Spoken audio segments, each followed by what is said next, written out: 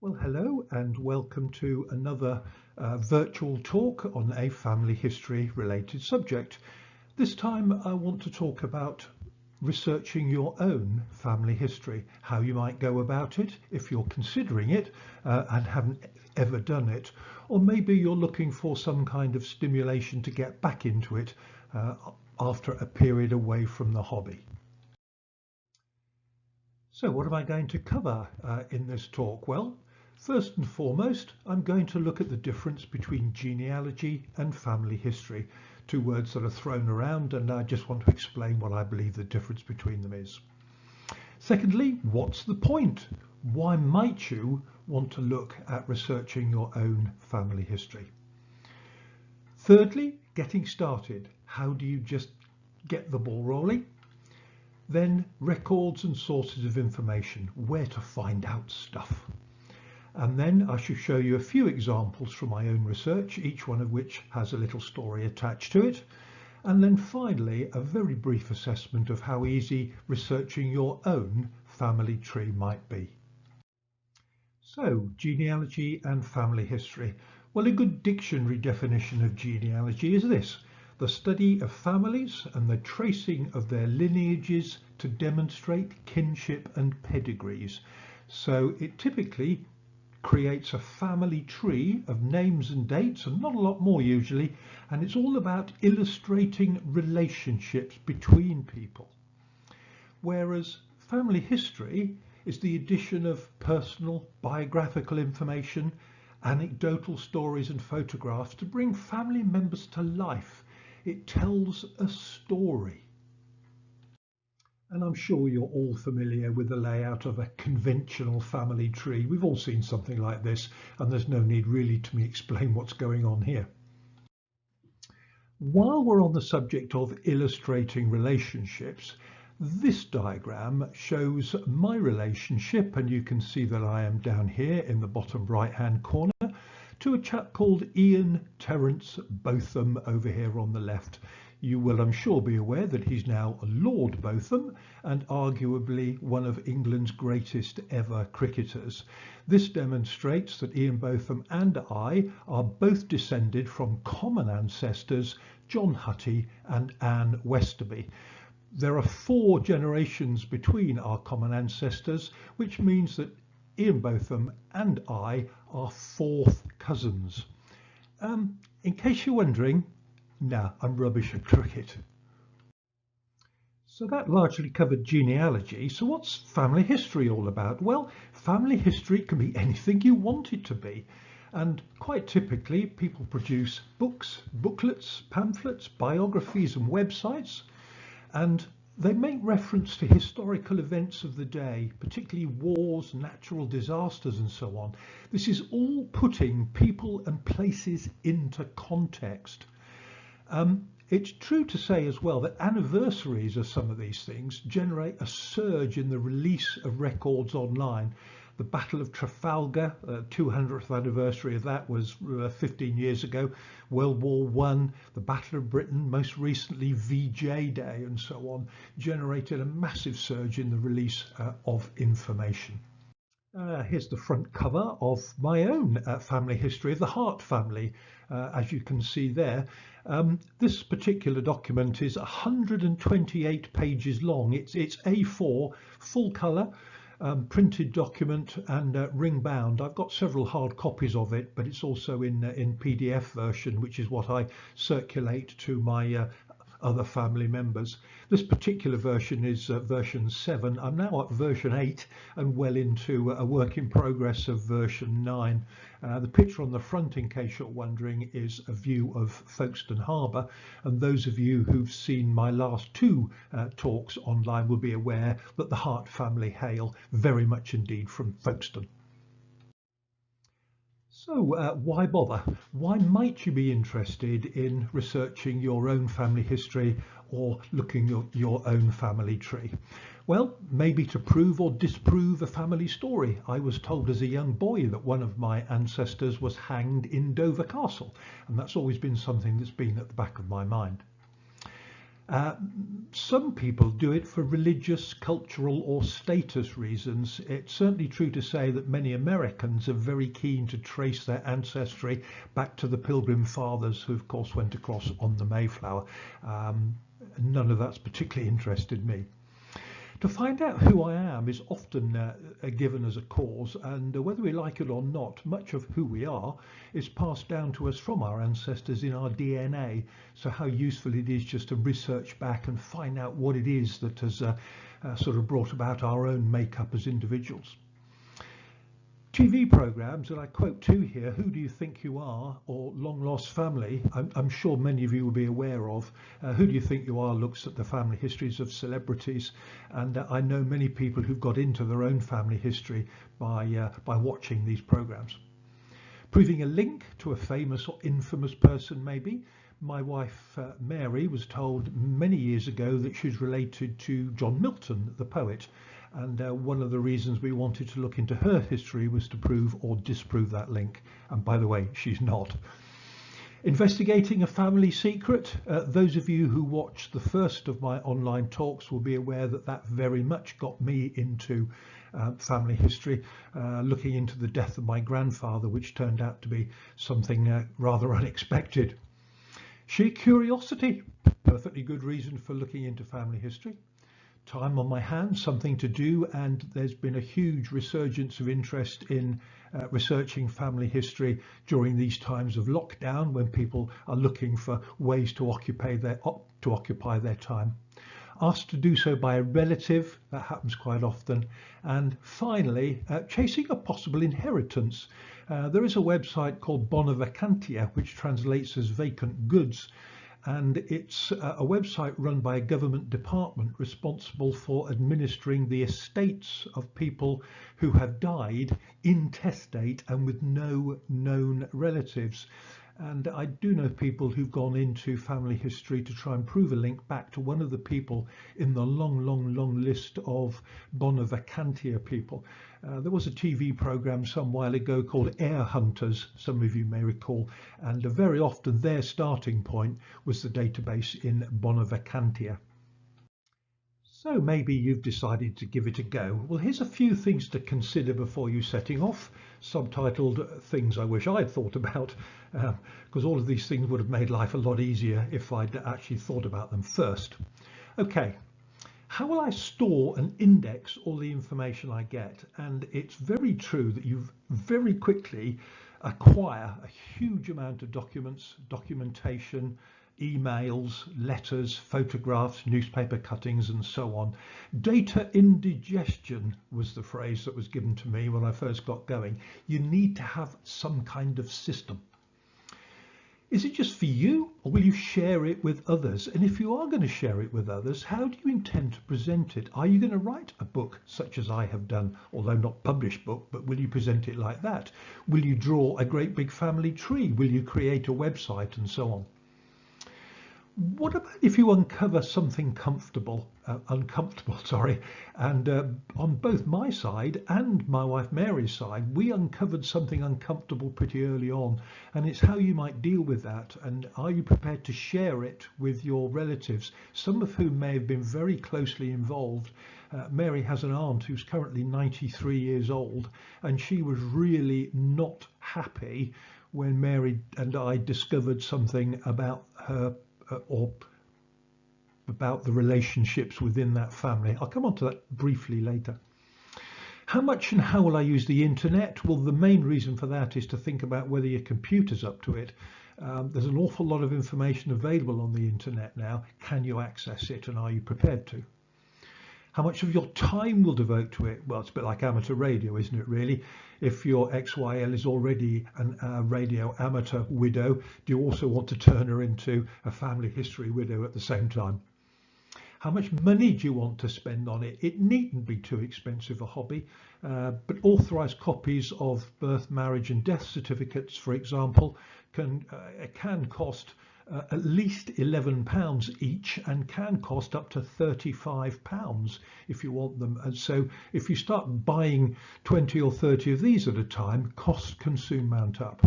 And finally, something to always have at the back of your mind, is you're never going to finish your family history. Okay, so you are going to take the plunge. How do you get the ball rolling? Well, first and foremost, get a notebook immediately to record data. Start scribbling down thoughts to you, thoughts that come to you as they arise. Absolutely invaluable just to record things, what you're thinking of, what you need to research next. Have a look through old drawers, filing cabinets, all sorts of things like that to dig out any of your own family photos, old birth, marriage and death certificates, letters, newspaper cuttings and so on that you already have. You'd be surprised what you can find just digging around. Talk to your relatives, find out what they know and what documents they have. When I first began talking about researching family history, I used to say talk to your elderly relatives, but now I realise I am the elderly relative that everybody else comes to talk about. But of course your relatives may have a lot of information that they've got stuffed in filing cabinets and old drawers, and actually they'd love to share with you. Let the wider family know you're doing this, find out what information they have. So just really start with the people around you already, and you'll very quickly build up a huge amount of information straight away. Right from the start, organise and sort and make sure you have a system so you know where to find stuff. Families have most annoying habits of recycling names. I've got more Richard Harts and John Harts in my family tree than I can shake a stick at, and you need to have some way of understanding which Richard Hart, which John Hart might we be talking about. You've got to have some way of tracking all this down. Well, of course, it might take you a week, it might take you a month, it might take you a year, it might take you 5 years to actually do all of that. So what then are you moving on to? Well, your next steps after collecting and collating everything you can lay your hands on immediately are to look at quick wins. For example, I lived in Hampshire for many years, and my mother's family all came from Hampshire. And it didn't take me long to realise I could go down to Gosport and I could hunt around graveyards. I could look at record offices in Gosport, across in the Portsmouth record office and so on. So a local data source soon created vast amounts of information that I was able to use. From that, I was able to decide which family line to research, and actually most of my early research was done on my mother's line, largely because I lived in the area in which her family came from. Once you've decided on a family line, you'll have some idea about where they lived, what they did, and so that might get you thinking about likely records and sources, and we'll look at some sort of likely ideas fairly shortly, but certainly it's important to think about where to look next. At this stage it's worth thinking about spending a bit of money. There's plenty of books on the subject, lots of websites, many of whom require a subscription which you must pay for. Ancestry, for example, I'm sure you've heard of them. There are family history societies mainly based on counties. There's certainly a Dorset one, there's certainly a Hampshire one, a Kent one, for example. And there are also things called one name groups. If you're interested in a specific name, then there are groups, largely all online, who focus on researching one particular name. There's certainly one for the Hart family. And constantly review and update your filing system. It should be a daily housekeeping job, really. And finally, keep your expectations realistic. You won't trace your ancestry back to Adam and Eve. You'll be jolly lucky to get back much before about 1700. Even that for some families is stretching it. So keep your expectations realistic. If you hit a brick wall, start going up another avenue. So where do you get information from? Well, most information is based on what I call life events. And if you think of your own lives and the records that have been taken and made as you've reached your current place in that life, then it'll give you some ideas. Let me go through just a few typical life events for which there are records available. A few of them are underlined, and the underlining means that I'll show you some examples of them a bit later on. So firstly, birth, baptism and adoption records. Clearly, we all have birth certificates.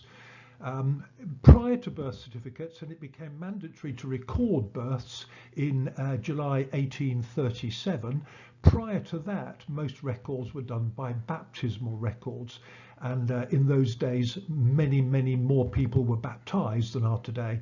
And of course, there are adoption records as well, which may be relevant. Moving further on through life, there are school records, and many schools have archives which can be raided. Universities, much the same. Some careers hold records. Some careers more than others. Mary's family have a lot of Methodist ministers, and indeed their movements and sort of contact details and so on are very well recorded. And military service, of course, the military hold a lot of records. Marriage certificates, and prior to 1837, obviously marriage records in church. Birth and baptism of children. The birth certificate, you may recall, actually records the names and occupations of the father, so that can be useful, and of course divorce records. Clubs, societies, hobbies, published works, etc. Some good examples there. The Freemasons hold a lot of records, and certainly one of my ancestors was a Mason. Even Flight Refueling Amateur Radio Society holds a few records of us, and in 100 years' time, who knows, they may prove to be a useful source of research for some of our descendants. Workhouse records, hospital records, asylum records and migration records are all relevant. Again, I've got limited access or use these in a limited way. Certainly at least 3 or 4 of my ancestors appear in workhouse records. Say no more. Electoral records, land, property, taxes, census returns, very important. You'll remember every 10 years, the last one was done in 2011. Every 10 years there is a census, and after 100 years these census records are made publicly available. They began in 1841 and have been held every 10 years except 1941, and they're now an absolutely vital source of information for family historians. Court appearances, yep, got some of those. Prison records, yep, got some of those. Transportation, not as far as I'm aware. Newspaper articles, astonishing. Almost all the, particularly the regional newspapers, have masses of old stuff, even if it comes down to records of births, marriages and deaths in old newspapers. But certainly if any of your ancestors did anything particularly noteworthy, or if they were in business, there may well be advertisements for them, of course. And then finally, records of death, records of burials, memorials, obituaries, wills and probate are all very important. I'll talk about some of these in a bit more detail later on, but there you go, a typical list of life events for which there are records generally available. I have to mention DNA testing as well, which is massively popular at the moment. This is something I've never actually done. I've toyed with the idea and may give it a go. This is a very short flyer from Ancestry DNA, and as this says, they have more than 18 million people on their database, and it's possible to link people through DNA. I'm not 100% certain about it, but you know, more than 18 million people have done it, so they can't all be wrong. I talked about using the internet a couple of slides back, and these are a number of sites that I have used relatively regularly, and I just sort of throw them up here as a reference for the future, really. Not worth me rattling through them all, but most of them are subscription based. Family Search, the fourth one down there, is worth highlighting. Those of you who've done family history in the past will remember something called the International Genealogical Index. And when I first began doing family history, the index was held in microfilm, and it was available in public libraries. And I spent many a happy hour whizzing through microfilm trying to track down my relatives on the International Genealogical Index. It's now available online. What other do I want to mention? The General Register Office there, roughly in the middle, is where you get copies of birth, marriage and death certificates from. The National Archives may be useful. Again, if you watch the first of my presentations about the sinking of the trawler Lochinver, a great deal of information, particularly the transcript of the Board of Inquiry into the sinking, came from the National Archives. The London Gazette, a bit further down there, lots of records, particularly about military officers, and also concerning some business changes.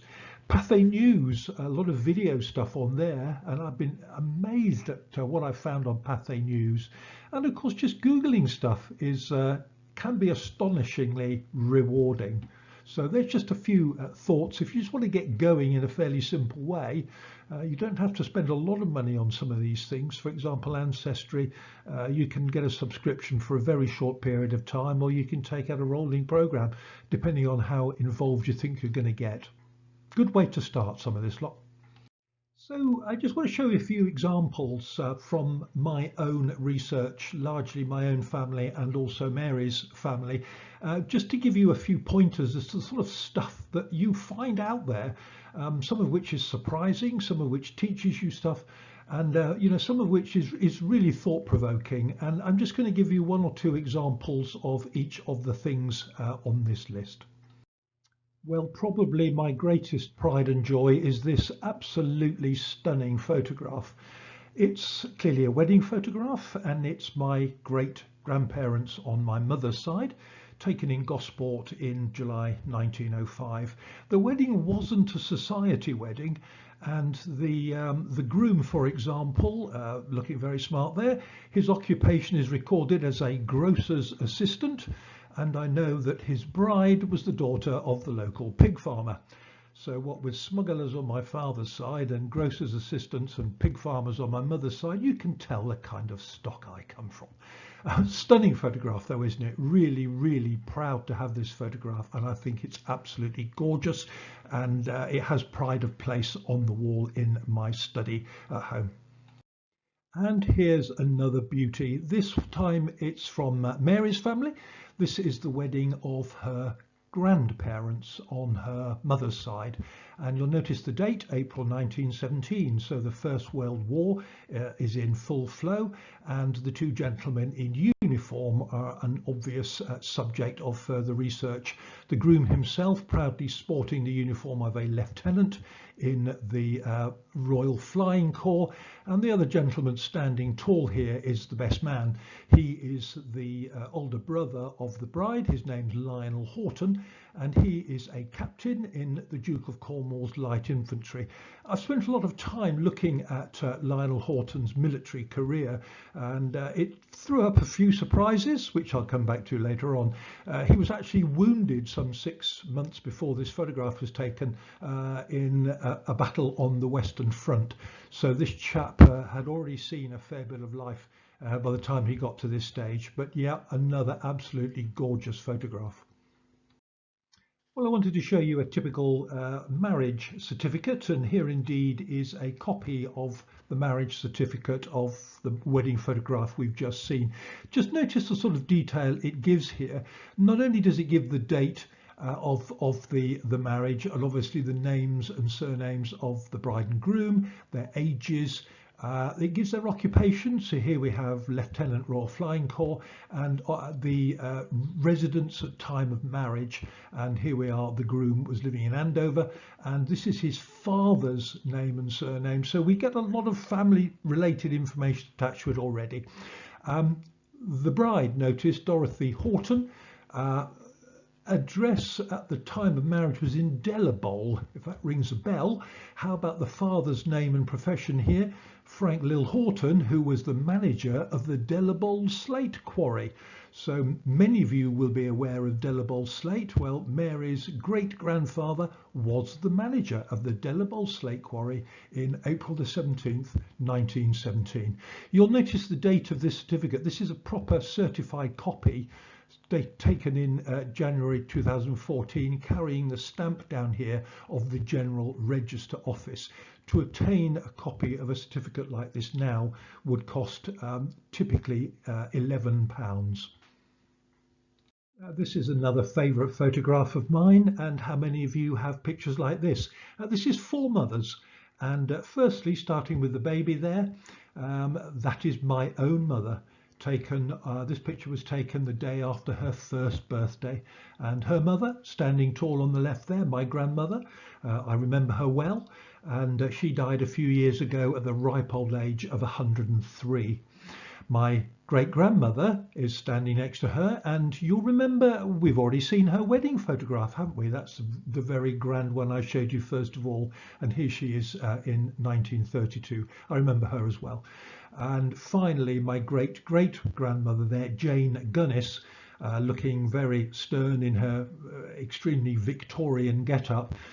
Jane Gunnis, interesting character, one of my ancestors I dearly loved to meet. She spent most of the first 11 or 12 years of her life in the workhouse in Gosport, where she was there with her mother after her father just literally dumped her and disappeared. Most of you will recognise this picture, the trawler Lochinver, on which my grandfather lost his life when she was torpedoed and sunk by a German E-boat in 1940. I throw this up again just to show you that a family history isn't just about people all the time. It can also include photographs and records of vessels and ships and buildings, this kind of thing as well. So just a sort of non-person related photograph really, which I think is equally important. Another photograph I'm extremely pleased to have obtained. It took me many years to get hold of this. Yeah, here's a word of warning. When you start scrabbling through old photographs, you've got to be prepared for the odd shock. This is good old Edwin Hart, a distant relative. How distant? Sorry, not distant enough, I'm afraid. And this was another complete shock we unearthed when my father died fairly recently. This is my mum, age 16. For goodness sake, mum, put some clothes on. Okay, this is another lovely document I managed to obtain from the Lincolnshire County Archives. You remember Jane Gunnis, who spent her early years in the workhouse, my great-great-grandmother, sorry. Looking back further in her history, this is a document relating to Elizabeth Gunnis, who was a widow in the village of Toynton All Saints in Lincolnshire.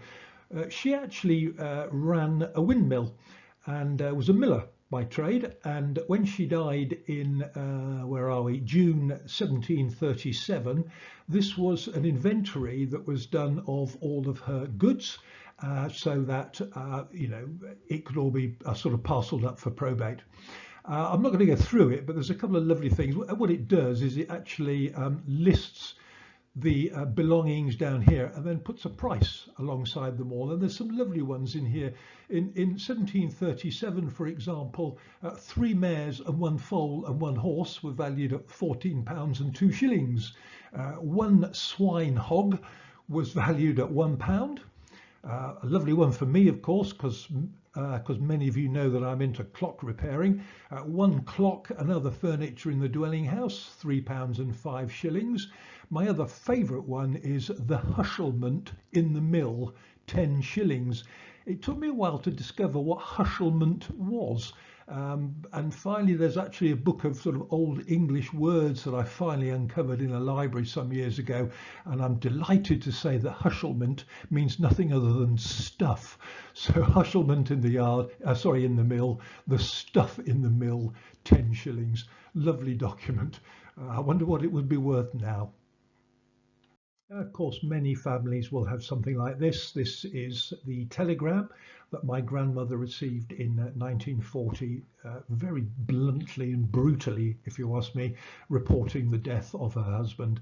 Deeply regret to inform you, your husband, John William Hart, ordinary seaman, RN Patrol Service, has been killed on wall service. Patrols, Lowestoft, goodness me. This is obviously very relevant and ties in with the first of my online talks, which told the story of John William Hart and the sinking of the trawler Lochinver. This is a copy of a birth certificate. You can see once again that it's a certified copy, this time from 2015 with the stamp of the General Register Office.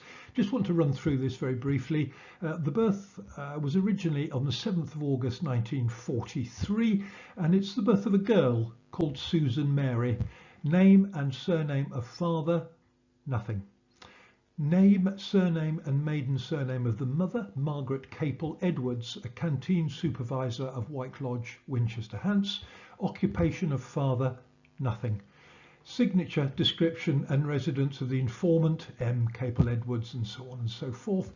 And the birth was registered on the 23rd of August. So what's that? Just a little over 2 weeks after the birth.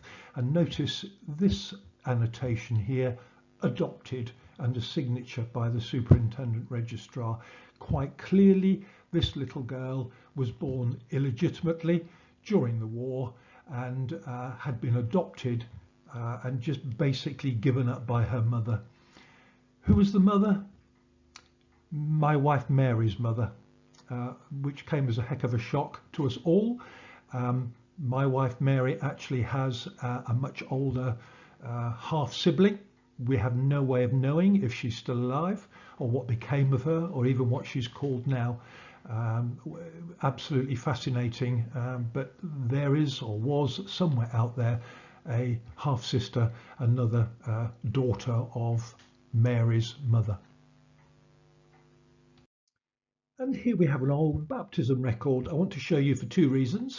Clearly 1833, and you'll notice there are two children being baptised here. Amy Ann, the daughter of James and Mary Hillary, and also Samuel, the son of James and Mary Hillary. So here we have a brother and sister being baptised at the same time in Gosport. Interesting for two reasons. Firstly, their name wasn't Hillary. Their name was actually Ellery. And it was pretty clear that neither James nor Mary could read nor write, and had no idea when the baptism record was filled in that their son and daughter had been baptised with the wrong surname. Now, it took me a long time to track this record down because, of course, an awful lot of records are indexed alphabetically, and I was looking for Ellery's. I didn't think of looking under H for Hillary, but I can quite understand how in those days James may have had a bit of an accent, especially when I reveal that he was actually born in Swanage. So I do have some Dorset blood in my veins, which I didn't originally appreciate. Although I now live in Dorset, I didn't realise until relatively recently that I actually have some Dorset ancestry. But I can imagine here he is, a stonemason, James Ellery from Swanage, getting my words muddled here, saying to the vicar, "My name's James Ellery," and the vicar mishearing him and writing down Hillary, and of course James, not being able to understand it, wouldn't know. So there's a couple of good things here. One, illustrating that I do have some Dorset background, and secondly, it's very easy to lose threads unless you start widening your search. This is probably the earliest record in my collection, and it's a marriage record from 1691. The two men shown here, John Watson and Richard Hart, obviously knew each other. I've since discovered that they each acted as the other's bondsman, standing surety at the wedding, and of course the origin of today's best man. So in modern parlance, John was Richard and Elizabeth's best man, and Richard was John and Margaret's best man. And you'll notice that John Watson and Margaret Minter, both of Folkestone, were married by licence, and Richard Hart and Elizabeth Penny, both of Folkestone, married by licence. The two men obviously knew each other, and in fact I've looked at both of their sort of histories, and they were both fishermen who maybe worked together, but this is the earliest actual record that there is in my collection. I made a brief mention of census returns and census records earlier on, and here's a typical example which I managed to get from ancestry.com. You can actually access these things. This is obviously a scanned image of the original, and it's the census record from 1911. You may not be able to read it, but the names are listed here of the household, and there's a William Hart and an Amelia Hart. and the head and the wife, this says here. Now, William and Amelia are my great grandparents, clearly on the Hart side. And I just want to mention there's William Hart, and following the family tradition, a fisherman, and this is the address down here of 59 North Street in Folkestone.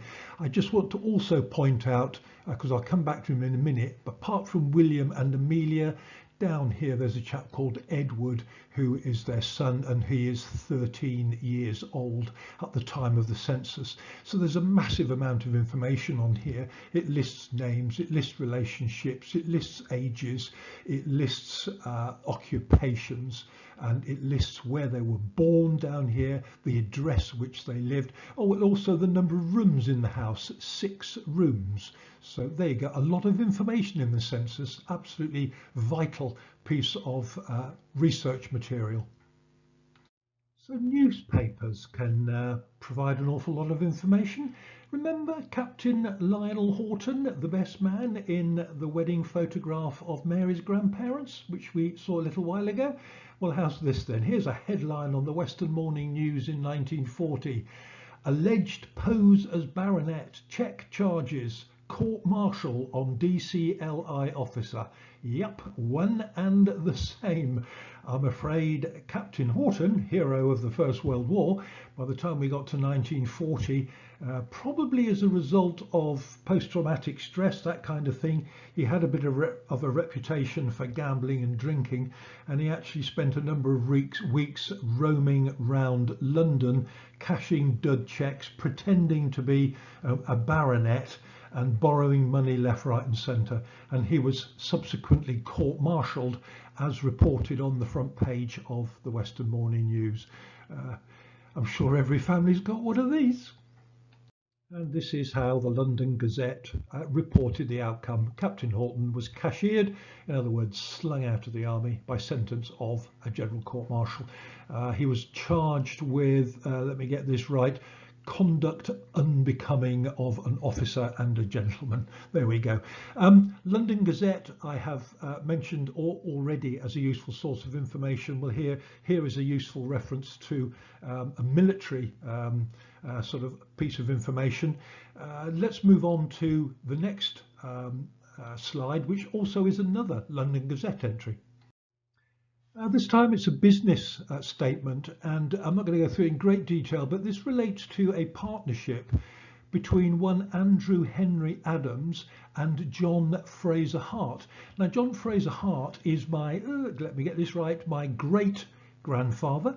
So the son of the people we just saw on the census return, actually, William Hart.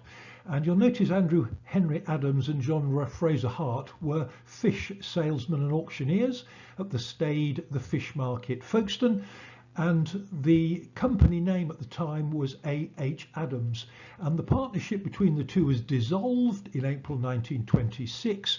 And basically the firm was then taken over by the said John Fraser Hart, who will continue to carry on the business. And there's the sort of names below there, Andrew H. Adams and John Fraser Hart. So this is an example in the London Gazette of a significant change in a business arrangement. And quite nice, because I can link this to a lovely photograph coming up next. This is another lovely scene, isn't it? This is obviously a bit of a backstreet shot, deep in the depths of darkest Folkestone. And you'll notice up here, the sign on the side of the building says A.H. Adams, fish salesman. So this is obviously the offices of Andrew Henry Adams. And this is believed to be Mr. Adams himself standing in the doorway. And of course, it was my great grandfather that took over the business. And I remember my dad telling me he remembers, well, I showed him this picture, he remembers it saying J.F. Hart, which obviously followed after my great grandfather took it over in 1926. No idea if this picture's posed or not, but I love the chap standing here working on a fishing net, a chap over here working on a pile of what appear to be fish boxes, getting them ready, no doubt, to go up to market. And what makes me laugh every time I see this picture is the very genuine pile of horse poo in the middle of the street here. Oh, and I'm afraid I can talk for hours about old postcards. I just love old postcards. This postcard's dated 1915. It looks, oh, it's a picture of the fish market in Folkestone. This is exactly how John Fraser Hart and indeed William Hart would have known it.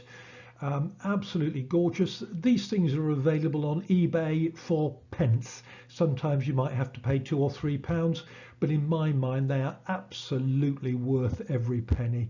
A tremendous scene of activity there in the fish market at Folkestone. I've got loads and loads and loads of old postcards from Folkestone and from various other places that where my family lived, and just to see how these places were. I've been back to Folkestone, and broadly the scene's very similar, except there are far fewer people and a tiny fraction of boats in the harbour, of course. This is just one example of a military record that might be of use to family historians. This is an extract from the war diary of the 5th Battalion Duke of Cornwall's Light Infantry.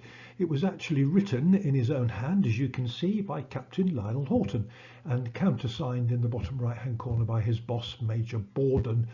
As you can see in the highlighted circle or oval there is a list of those killed in a particular action on the 19th of July 1916.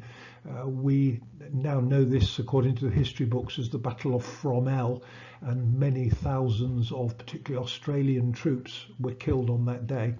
It records that Second Lieutenant Ratcliffe Gaylard, Private Williams, Private Hunn and Private Pomeroy were killed, and then there's a list of wounded there as well, and a couple of privates were reported missing actually in the trenches.